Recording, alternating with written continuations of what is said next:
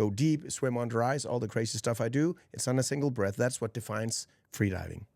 Is there a difference Or to breath you? hold diving. It's sometimes called apnea. And it's called apnea because it's a Greek word which means A is like atypical. It means not or none or without. And pneia is pneus from Greek, like pneumatic pressure, and tires is the air pressure. So pneus, or pneumatic, is something with air. So without air means apnea. It's a very common word in English, but it stems from Greek, apnea. So the apnea, the horizontal, was 160. No, apnea is everything. Apnea is freediving. Okay. Apnea is without air. Yes, okay. Apnea. But you have air inside, so it's kind of misleading, but you get it? Apnea, without air. Without taking more air, you could call it. In Australia, they also call it skin diving.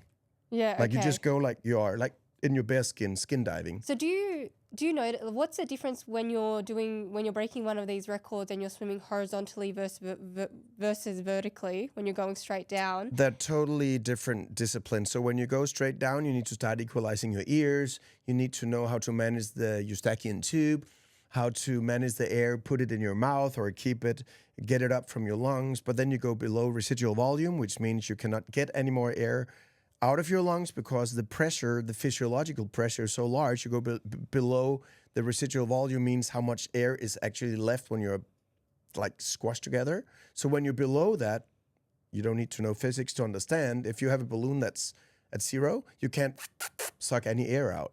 So that's when you start to have troubles equalizing the ears, and then you need different techniques. Either put wet equalization, you just flood your whole cranium through the nose, so you don't need air to equalize. So you're equalizing because you don't want to rupture your eardrum. That's why you equalize. That's the only reason.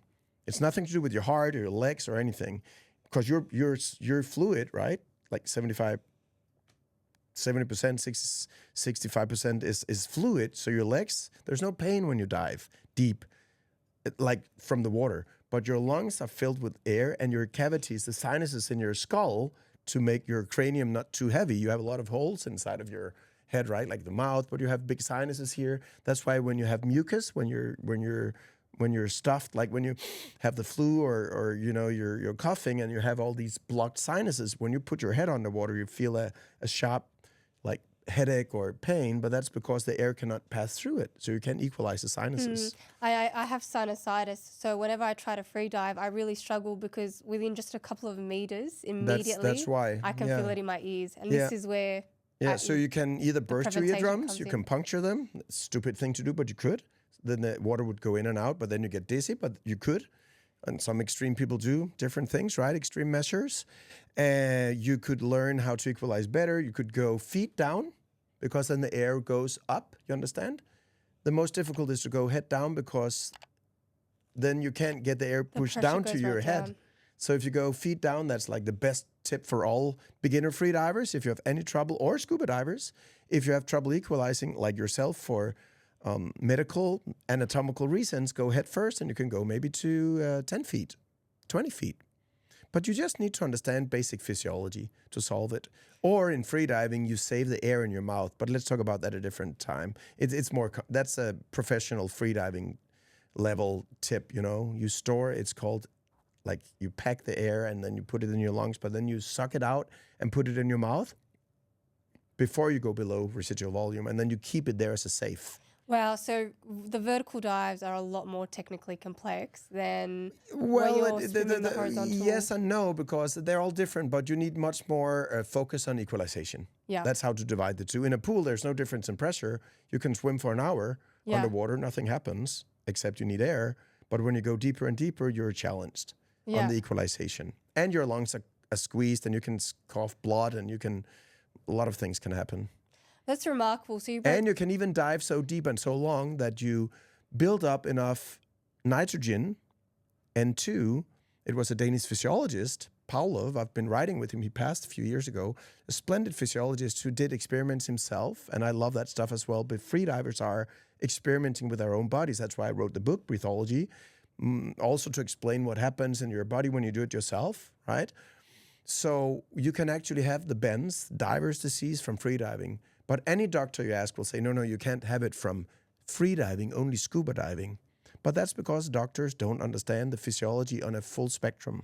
right? So if you stay long enough or go deep enough and both, you can accumulate enough nitrogen, which is the most common gas in our air, right? You know, or not? Yes, yeah. We have 21% oxygen in the air, and then we have 78% nitrogen. So everything we breathe in basically is nitrogen. That's fine. But when you go under pressure and it comes into your tissues, the fatty tissue is very slow. So it's slow because there's not much blood in there. So bone marrow and bones and fat will grab this NO2 or N2 and nitrogen. It doesn't release it very quickly. So that's why in scuba diving you need a deco stop, a decompression stop. It means you're releasing the nitrogen. And that's also why it helps to breathe pure oxygen, but that's toxic at very shallow depths. So there are many challenges. That's such a Let's not get too complicated. That's such detailed. a deep understanding of the body. So you break these. It's basic common sense if you know a little bit about physiology and diving and scuba diving. But for most people and even doctors, this is news to them. Yeah, yes. Well, it's news to me because I've never really ever explored it, and we'll definitely get into breathing later on. Yeah, but normal people, everyday people that snorkel, scuba dive, free dive, they're very aware of. No, they have no problem with this. Yeah. I'm talking about extreme world champion level crazy diving. Yeah. The people who experience it also, I would guess, I know, in Australia, it's the spearfishing community. Yeah. And for people listening to this wonderful podcast, if you don't know what spearfishing is, it's the same as freediving. The only difference is you bring a spear gun or a spear, whatever, a knife in your hand, something to kill a fish. That's spear fishing. You're spearing a fish. You're eating your own dinner. You're catching your own food, which is great. But since they're going up and down all the time to catch this fish, in freediving, you maybe go down 3 times or 1 time or 5 times in a day, right? You go to your maximum depth, you're done. I go home for today. Thank you. In scuba in spearfishing, they go 2, 3, 4 hours, 6 hours. With a little buoy, they bring some water, maybe some, something to chocolate to eat, and then they go for 3, 4, 5 hours in the deep blue ocean. So they go up and up and down. And I've done it myself a lot, and that can be hundreds of dives in a day.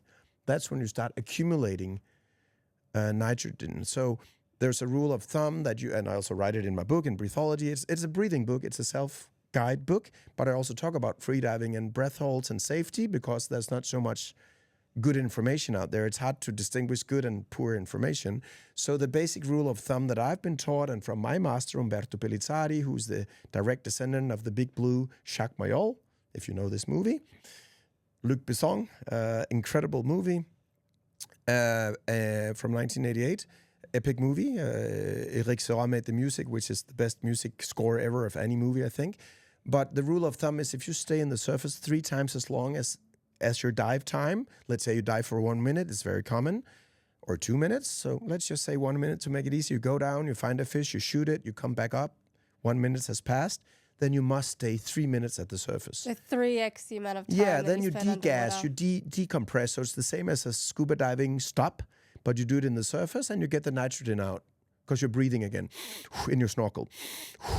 So not with your mouth, actually, have a mask on, but and then you're good to go again. But because you want to catch all this fish, and especially in competition, you don't want to wait 3 minutes because your 2 competitors already down again. You see the problem? You get forced to push your body beyond the safety level. So when you're but training... now it's turning into freediving. No, but so when you're training, because you broke 2 records in 2003, and then you broke actually 3, but one was I was the first to break 200 meters also, but then it got verified, then not. But anyways, yes.